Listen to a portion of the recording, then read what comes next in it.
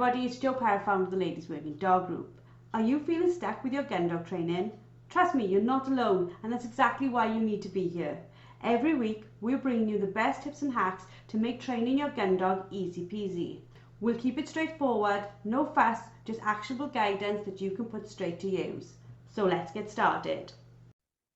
Hello and welcome to another episode of Found It, Fetched It. This week I am joined by the fantastic Samantha Thorneycroft-Taylor, LWDG Group expert and behavioural trainer. How are you today, Sam?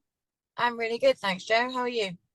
I'm all excited to be back at my desk doing loads of fun stuff. And I wanted to talk to you this week about something that I think loads of our listeners will be able to relate to.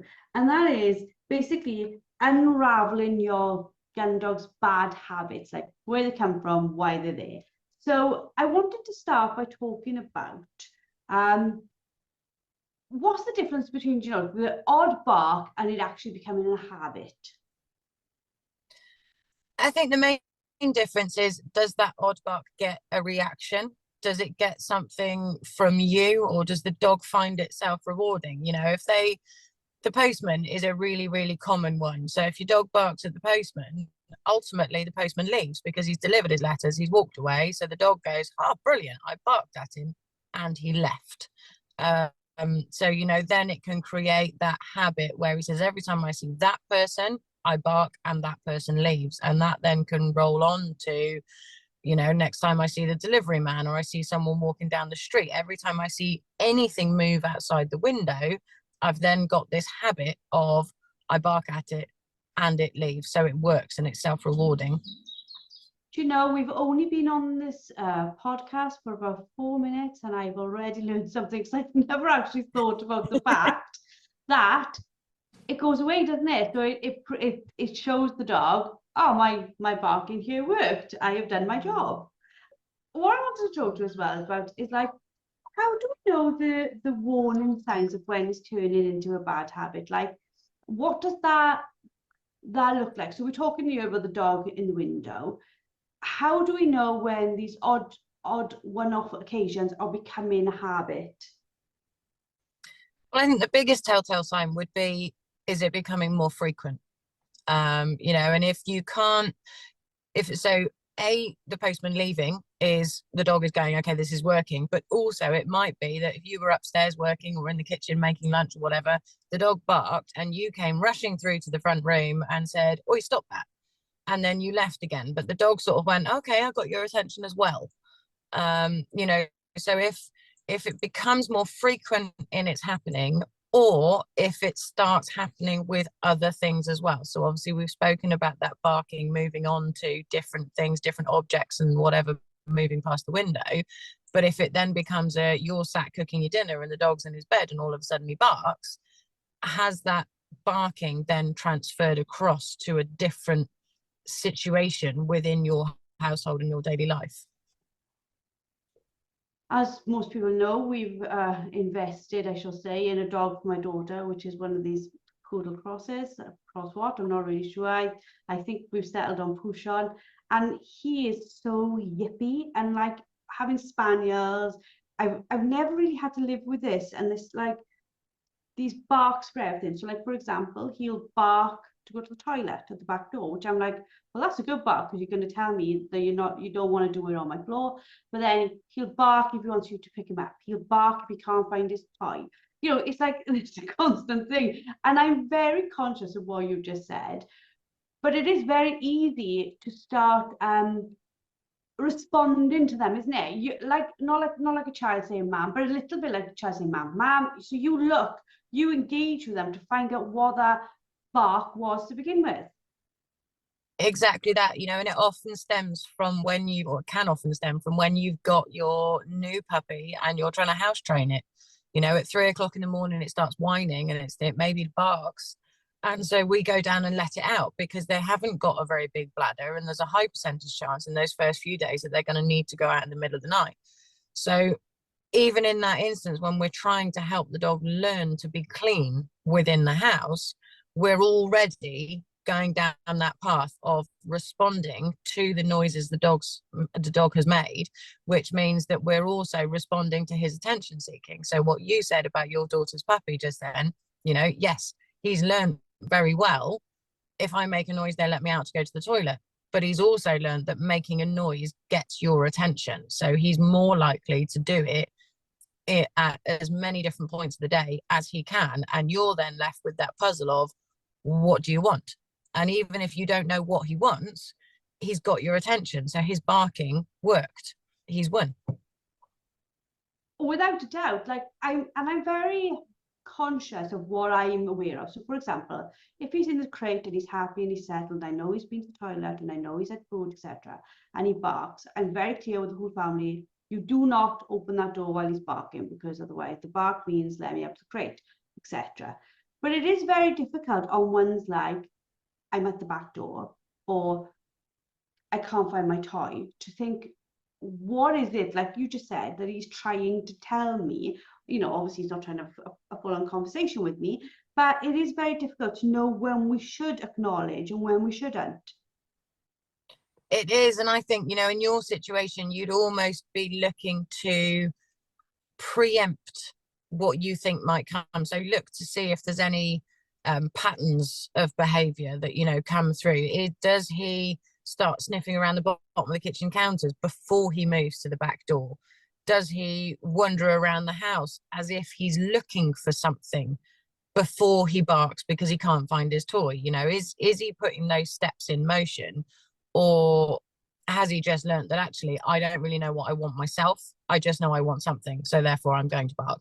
And I think the only obvious one will be, I'm by the back door, I need to go to the toilet. But even that could slip. That could become, the barking now only works when I'm by the back door because I want to go out, and actually I don't need to go to the toilet, but I want your attention and I just want to go outside and I want to see the birds and I want to smell the cats and all the rest of it. So again, you've got to be really careful that if you're happy with a dog that barks when they need to go out to the toilet, that it doesn't then slip into other bad habits. You know, the barking by the back door stays, but it becomes for a multitude of different reasons rather than just that one, I need the toilet now. When I'm listening to you, I'm sort of like, the listeners can't see this, but I'm nodding my head and I'm like, yes, yes, yes. And it is hard to keep on reminding ourselves of this. But like, obviously I'm quite open, and we'll talk about Goose's barking, but I'm sure there's a lot of people, and I know from like talking to them on direct messages and stuff, that they're absolutely distraught that their dog has picked up his habit, and they almost feel guilty for doing it. But it's quite easily done, isn't it? It's very easily done. It's easy to slip into habits that, you know, sometimes it can start as quite a cute behavior. So I know we've spoken on the Dog and Duck before now about dogs that, you know, as puppies, they used to climb up round the back of you on the sofa and they'd sit behind you on the back of the couch, and, you know, it was quite nice. And then maybe they'd get a bit excited, they start running around, so you giggled at them and you laughed, and the dog went, okay, I've got a good reaction from this. And it's cute when they're a puppy. It's easy to fall into that habit of going, oh, he's going around the sofa again, you know, and we're inadvertently geeing the dog on. Yet when it becomes a fully grown dog and you sat there with your mug of tea, or you're trying to have a phone call, and you've got this fully grown dog that then is sort of bashing you around the head every time it runs past the back of you, it's not that funny anymore. But then you've got a dog that's learned a habit, and you're now having to go right back to basics and change that habit. So we've just got to try and be really consistent, and always think from the outset, anything you do in training, have that end goal in mind. So you're, you know, is this beneficial or detrimental to what I'm trying to reach in the future? Yesterday I put up a reel, and it was talking a little bit about, you know, like how long it takes to train, etc. And I wrote on it about the fact, and we talk about this all the time, everything you do in the house, out of the house, on the field, in the car, it's all training to them, isn't it? So for us, it's about being conscious of everything, which sounds quite overwhelming, doesn't it? It does sound very overwhelming, but exactly what you said, every single interaction with your puppy or with your dog is an opportunity for training of some description, you know, and that might just be that you don't want it to follow you to the toilet, or that you want it to learn to sit and do nothing on its bed, or that you're going to practice your heel work whilst your dinner's in the oven around the kitchen counter. You know, it can be anything. But dogs are very clever in a lot of ways. And actually, I read something yesterday, and I don't wholly agree with it, but I partly do. And it said that dogs are inherently selfish. You know, they do what works for them. And I think that is the bit that I do agree with. I wouldn't necessarily call them selfish, but I think they do what works for them, what they find rewarding. And we've got to tap into that and make sure that what they find rewarding is also something that we find rewarding, rather than their self-rewarding behavior making us go grey at the age of 30. I think to a certain extent, though, we are all selfish. Like, if you think about it, like people who give gifts or give their time to volunteer or all those things, they're not selfish in the perspective of this being a negative thing. They get joy out of what they're doing, and that's the selfish part. Like, you know, some people could say me sitting in front of the computer doing the work I do, that's selfish because I'm not with my children, for example. There's a lot of conversations about should you be a full-time mother, full-time worker, whatever that our conversation is. But I find joy in my work, but I also know that it helps my children. So I think sometimes the word selfish is used in a not a negative way, but yeah, it is, isn't it? People say, oh, you're selfish. But I quite frankly think there's nothing wrong with us being selfish, because it normally means we're doing something that makes us happy. Yeah, I think you're right. I think it is another of those words that, you know, it's been perceived in the wrong way. There are many of those words going around at the moment, particularly in the dog training world. But yeah, I think being selfish to a degree is good if it helps you and everyone around you in the long run. I think, you know, if you're selfish for solely you and you're not perceiving that it's detrimental to your dogs or to your children or to your family members, that's when it becomes a problem. But by and large, being a little bit selfish is probably a good thing. And that goes back to our dogs, doesn't it? When they're being selfish and they are using that in a way to work with us, that's fantastic. When they're being selfish and they're bogging off 40 fields away because that's what they want to do, that's where we get this sort of conflict of behavior. Exactly that. So you've got, you know, your atypical example would be a dog that when you're out in a field and there's nothing better, it's doing exactly what you ask of it, because in that moment it's getting that reward, it's enjoying what you're asking it to do. But then when a deer or a load of pheasant come into the field, it says, oh, you're no longer as fun as that, I'll see you now.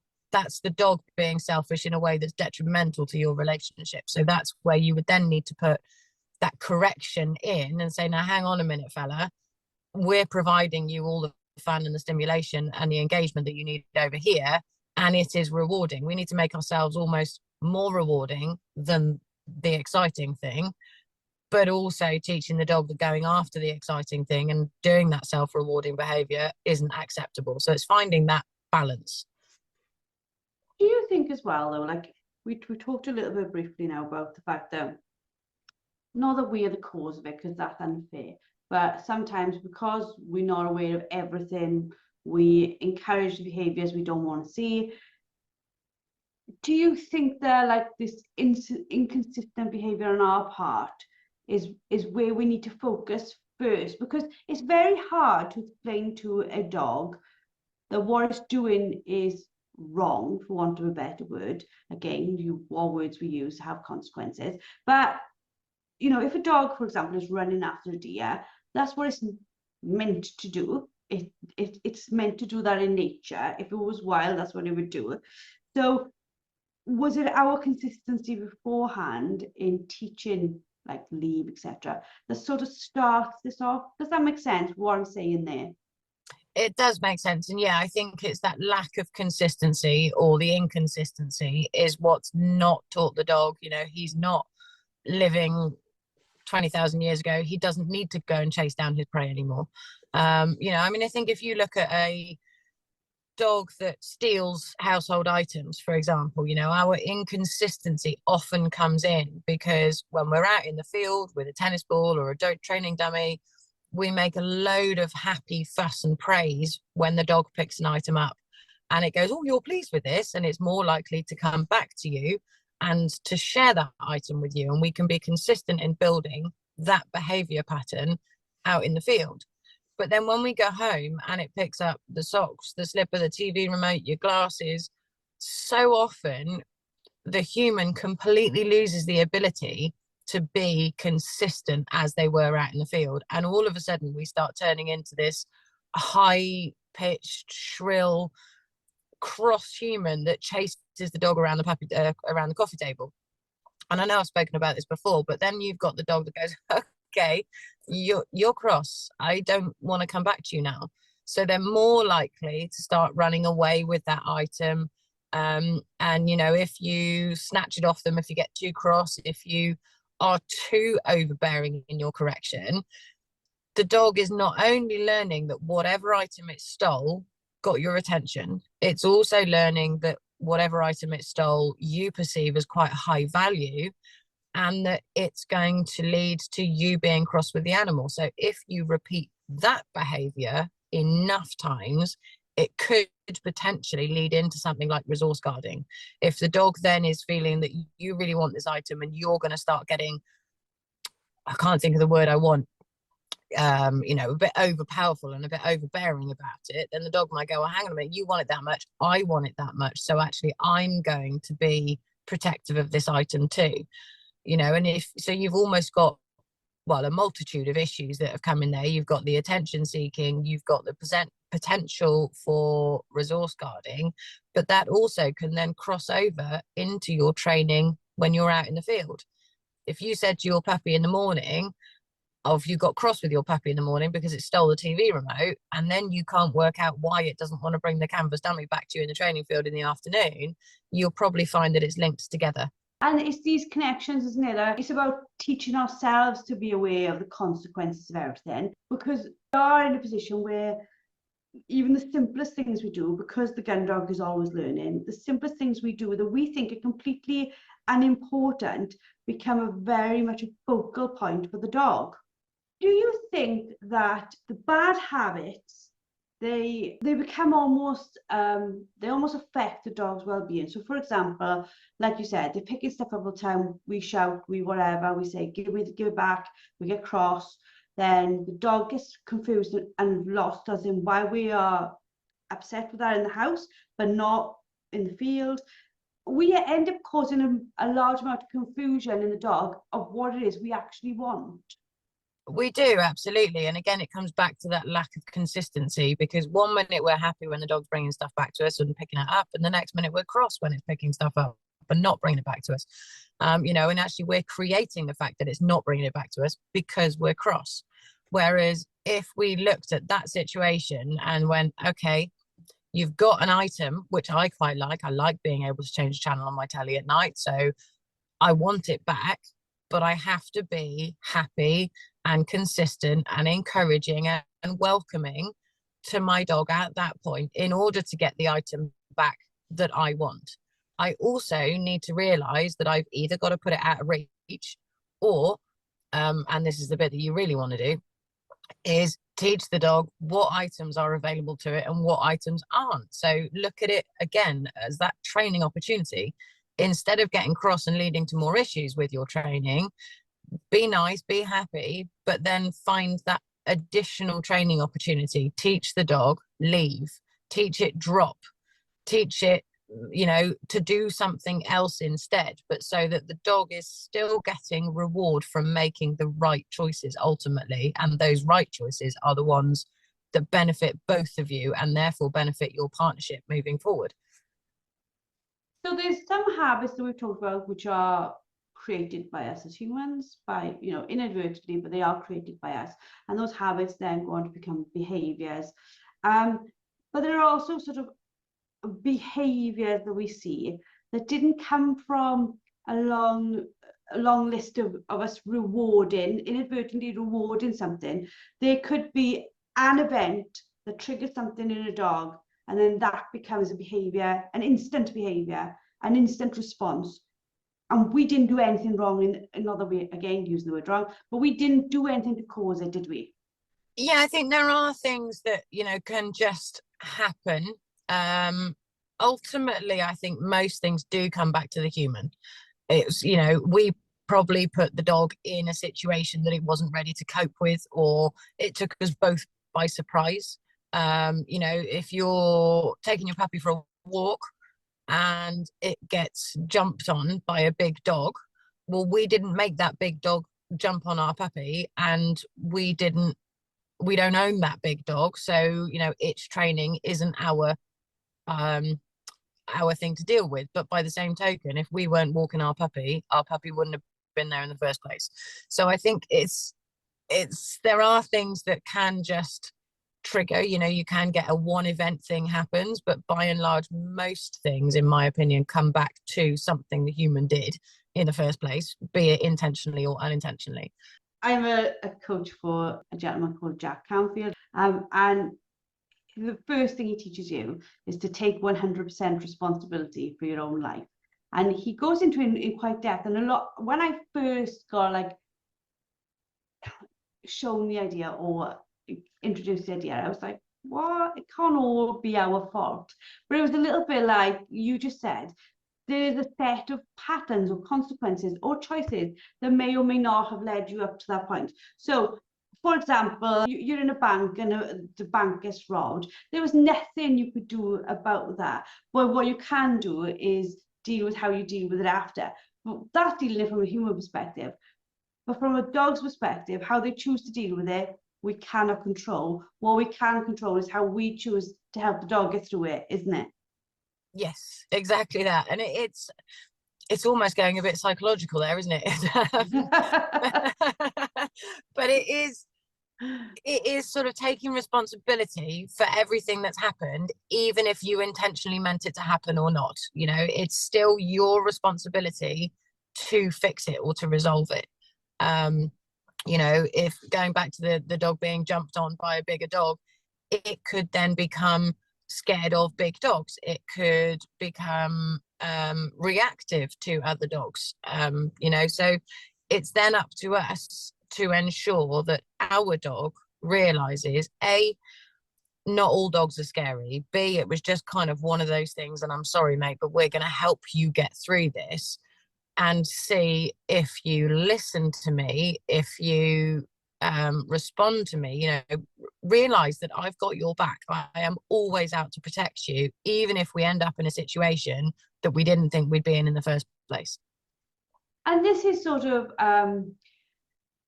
the struggle, isn't it? Like, again, I'm the first to put my hand up. Sometimes when I'm frustrated with the dog or something's not going right, I spend a moment or two in the victim mentality of, oh, I can't do anything about this. My dog's never listening to me, blah, blah. And I'll be the first to put my hand up to it. But we've got to get out of that victim mentality very, very quickly and look what we can do to change behaviors, and certainly behaviors like reactivity. Exactly that. I think it's, instead of going, oh, my dog's always picked on, or my dog doesn't like other dogs, so I just avoid other dogs, and you know, this is really hard on me. And it is hard, don't get me wrong. Working with a reactive or an aggressive dog is hard work, and it can be soul destroying, and it can be exhausting. You know, and I've helped owners through it, and we've in the past taken on dogs that had those behaviors when they came to us, and we've helped them through it as well. So I know firsthand just how exhausting it is. But we've got to, like you said, not play the victim in that situation and say, okay, it's now up to me to help my dog get through this, to retrain a multitude of different things, to go down a behavioral modification route, but to change my dog's perception of other dogs so that he then understands, through a series of training and everything else, he understands that not all dogs are going to pounce on him. He doesn't have to be reactive to them anymore, because I've got his back, and I'm going to help him through this process, and I'm going to teach him that, you know, I'm in control as much as anyone can be in control. I suppose for us, it's about like turning the tide on something that's happened, because we can get to a situation where we think, oh, this dog, you know, is no good for this, or this dog won't ever make this or be able to do this. But again, that goes back to us, like, not maybe checking that we've explored all avenues, isn't it? I wouldn't like to say that there's everything in the world can be solved, because that's a little bit naive, but you can keep looking for the solution for the dog. You can, and obviously we always say you've got to work with the dog that's in front of you, which is why, you know, we don't give out like behavioral modification advice as a generic thing, because it's not generic. And even just training a new skill to a dog, it's not generic. You can't say if you follow steps 1, 2, 3, 4 and 5, you are going to get the end result, because every dog is unique, every dog is an individual. So you've got to tap into what works for that dog. And it might be that you've done steps 1 and 2, but then you've gone off and you've done 28, 29, and then you've come back and done step 4 and 5, because that's how that dog works. So that's what you were saying about, you know, making sure that you explore every avenue possible instead of just going, well, it's not possible, you know. And I can guarantee you that the majority of the time, I'm not going to say all the time, but I think the majority of the time, there is a way to work through things with the majority of dogs. Obviously, the best way would be to get the foundations right in the first place. But mistakes happen, life happens, work gets in the way, children get poorly, you know, things slip up. We realize we've created a habit that we didn't mean to, and then we've got to fix it. But you've got to do your absolute best and, you know, keep striving for that perfection in order to build a happier life and a happier dog, quite frankly. And I think some of that goes back to something we just said really early on, is that sometimes people are ashamed of the problems their dogs got, when, like, within our membership, people are really, really fantastic. We share, there's no judgment, there's no keyboard warriors, you know, ladies go in there and write every single problem they're having with their dogs, and people are really, really supportive, really, really helpful. And I think that's how you find the answer, isn't it? Because sometimes you might not have the answer yourself, and it's only by sharing with a group, or sharing with a behavioral trainer, or sharing with someone, that you're going to find a solution to the issue you're facing with your dog. Exactly that. You know, sometimes you've got to look outside the box as well. And sometimes by asking lots of different people and getting their perspective on it, you can then pick and choose the bits of information that apply to you. Obviously, when we're talking about like behavioral modification, the best way of dealing with it is to get a behavioral trainer to come and see you and to look at your entire situation as a whole. And they then will have, you know, the experience or the benefit of the experience in order to advise you on the best course of action. If you're looking at it from more of a training point of view, you're struggling with teaching your dog to hold a retrieve when it delivers, then it's better if you can get that in person, you know, one person's advice. But if you can't, for whatever reason, if you're not able to go to a trainer and get advice, then absolutely look online, watch videos, read books, anything to try and give you some ideas of what to try. Because if you don't know it yourself, you've got to ask for help. I think as well, a lot of people, when we start off, some of these behaviours are created from our lack of understanding of how all this works in the first place. Like we simply don't think like this. So for a lot of people, their life before their first gun dog was with pet dogs. And not that pet dogs don't have issues, because they do, but the pet dog barking at the postman was not really an issue for anyone. The pet dog, the pet gun dog, should I say, barking at anybody it doesn't know when you're out on a shoot is the problem, isn't it? So depending on what the dog is going to ultimately do will depend on whether what it's doing becomes a problem for you. I think so, yeah. And I think, you know, obviously everybody's ideal for their dog is different, just as much as everybody's individual dog is different. You know, and if you look at it from a gun dog perspective, if you've got, well, like you just said, you know, the dog that barks is going to be a problem if it barks on a shoot day. If you've got a dog that has an inability to settle, so you've gone for a walk on a Friday afternoon, you've met up with your friend you haven't seen for ages, And if your dog is then just left to ferret around the bushes, to, you know, it doesn't disappear, it stays within eyesight. Every now and then it comes back and it looks at you, but it's creating a habit, if it's repeated enough, of not needing to sit still, to not need to have any patience. You know, that can often, when you then get, if you think about it from a shoot day perspective, between the drives, there is often a lot of waiting. And you don't want your dog then ferreting around the bushes or running across the field. You know, it might disturb the next drive. So oftentimes, particularly if you've got a dog that's new to the shooting field, you'll bring your dog back to you, you'll pop it on a lead. Well, if this dog has spent the last 2 years of its life thinking, I don't ever have to sit still, unless I'm waiting for a dummy to be thrown. But, you know, if mum's having a chat, or if we've stopped at a coffee shop, I can just mooch around and mind my own business. When you then put it on a lead between the drives in the shoot field, it's going to be getting a little bit ants in its pants. It's going to be getting twitchy. It's going to be, you know, why haven't I got this freedom I've always had? And that build up of frustration can often then lead to other behaviors, because it can't get that outlet by running around. It may well start making noise. So it might whine, it might shriek, it might bark. And again, you know, as we said earlier, that barking is a problem on a shoot day. So again, linking those behaviors back to when the dog was little, we went for a walk, we stopped, it just ran around doing its own thing.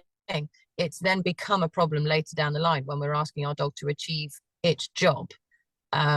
So we've got to always, again, going back to what I said earlier, think about that end goal. Is what this dog and I am doing now going to be beneficial or detrimental to what we want to do in the future? My old dog Jess, when you'd put her on a lead and you'd stand on a drive, would dig. She'd dig with her front paws. And I can remember one day, oh bless, I was standing just like looking across the field. My father was behind me talking to somebody else, and his dogs and my dog were like back to back, if that makes sense. And she was digging away, and I didn't correct her, I just let her dig. And the next thing I heard was, "Oi!" I turned around, his dogs were covered in dirt, because where she'd been digging, she could have been throwing it back all over them. And I was like, oh my God. But again, you know, at that time, I didn't know that that was a sign of frustration. I just thought she liked to dig when we stood still. But because you don't know why they're doing things if you haven't got an experience or knowledge in behavior and why that behavior is that way. Do you think that we have to have this attitude, like, I don't know who said the quote, I'll find out and I'll write in the show notes, how you do anything is how you do everything. Like, I say that to my kids all the time, and I think it's something that we could use, isn't it? How we do anything with our dogs is how everything will be with our dogs. Yeah, I think that's a fair take on it. You know, we can create good habits, we can create bad habits. So like you say, you know, how we do anything actually becomes everything. You know, and it's, you said earlier, obviously, Jess and the digging and the covering your dad's dogs. You've said this often enough. You don't know what you don't know, so ask. You know, if you've come up against a problem and you go, do you know what? I don't know why this is happening, or I don't know how this is happening, or I don't know what I need to do to fix it. Ask the question. You know, and there will always be someone that will give you multitudes of answers. And then it comes down to you knowing your dog, or having you know, an experienced trainer with you that can help you work out which bit of advice is the bit that you follow. Sort of like start closing out the podcast. Is there a line, and I don't know the answer to this, I'm asking you, and you might not completely know the answer to this, but is there a line where you can say, right, this is a training behavior and this is a behavioral problem? I think there is, yeah. I think there, you know, there are certain things that just need retraining, and there are certain things, particularly when it comes to reactivity or regression, that, or resource guarding, you know, all that sort of stuff, that are actually better sought out through behavioral modification. So from a training point of view, if you've got the dog that has stolen your household item and it doesn't resource guard it, then potentially you can just work through it as a training issue. You can retrain your dog. You can teach it to leave to start with and to drop, but you can also teach it that bringing things back to you and sharing things with you is a really, really good thing, and it's beneficial for everybody. So that would be in the training park, if you like. If you've got a dog that this habit has been continuing for quite some time and actually they've started resource guarding with it, then that would be better placed, in my opinion, to be a behavioral modification thing, because there is a chance when a dog is resource guarding, there's a chance if you deal with it in the wrong way or if you push it too far, that actually you or someone else is going to get hurt. And if it starts resource guarding one item, it could then go on to start resource guarding a multitude of different items. So yeah, I think if aggression, reactivity, or resource guarding are involved, absolutely, I would term it behavioral modification. If it's just something in your training, be it in the house or out of the house, that has gone a little bit off path, you can probably relatively easily redirect it with training. Does that make sense?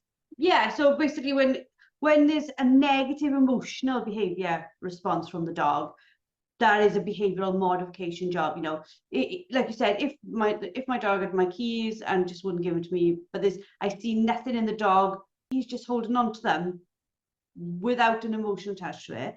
That's very different to them showing me an emotion where years going back, I'm seeing that they really don't want to give that thing up.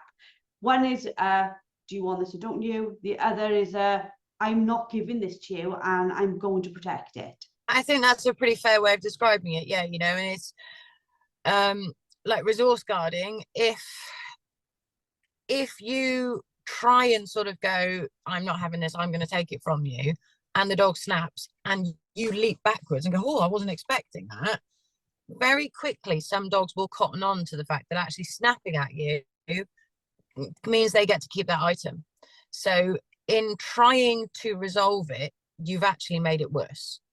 And obviously the worse it gets and the more it is able to be practiced, the harder it is to resolve.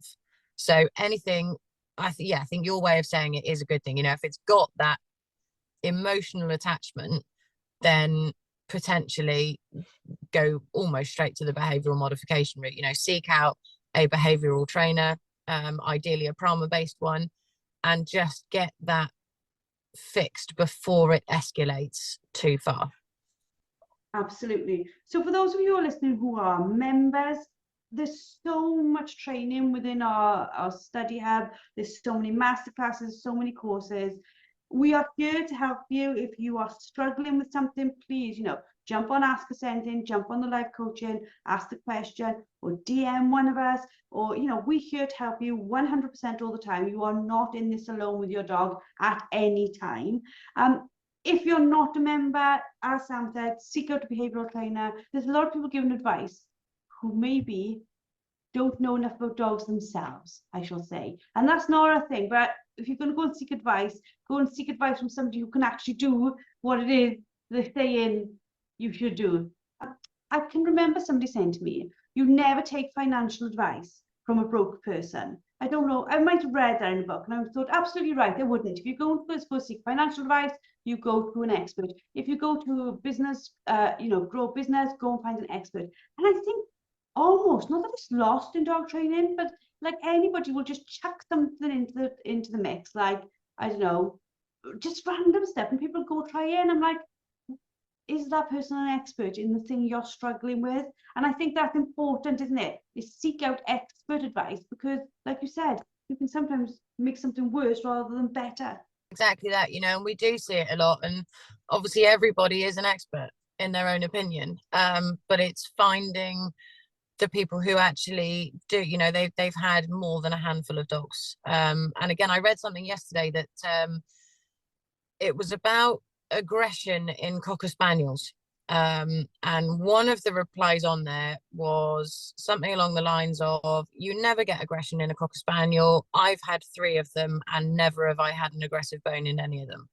And I thought, three's not that many, and I mean, it's almost a topic for a whole other podcast, but Cocker Spaniels are actually quite high up there on the bite list, because a lot of them are working Cocker Spaniels that end up in a home that potentially they're not getting a good outlet for their drive and their desire, and therefore it leads into behavioural problems. And then as well, we take on board the fact that, again, even if you had 100 dogs, you might never have had the dog that you have. There was a spaniel the other day, and I saw aggression in a spaniel, and I thought, I've never in my life, and I've seen double numbers of spaniels between my family and like out on streets, that never seen an aggressive Springer Spaniel, but I did. That doesn't, so you know, I've never had to deal with one, so I couldn't tell somebody how to deal with one, if that makes sense. And like you said, and like this whole podcast has been about, you don't know what caused that behavior in the beginning. You know, what has made that dog behave the way it is, and that is why you do need to bring the experts in when they are things that are emotionally driven. Yeah, you know, and that, as I said before, that the behavioural trainer should take into account your entire situation, you know, the health, the history, the whys, the hows, the wheres, the whens, how your daily life works, how you've dealt with it previously, right down to how much sleep the dog gets and what the dog eats, you know, and they will ask you questions that you may well think are completely detached and not relevant. But trust me, there is always a reason to why we ask these questions. And having someone that has been through it, that has helped owners through it or been through it themselves, is a good way of ensuring that you can get the problem resolved. Fantastic. Well, thank you for putting the world to rights for me again on this podcast. For anybody who wants to get hold of you, how do they get hold of you? Thanks, Joe. So I can be found at either caninefoundation.co.uk or language.gundogs.co.uk. And we're based in Gloucestershire, but we do travel around. So if there's anything we can help with, please feel free to get in touch. I love these podcasts. We get to chat about things in a very different way to how we do it in the masterclasses.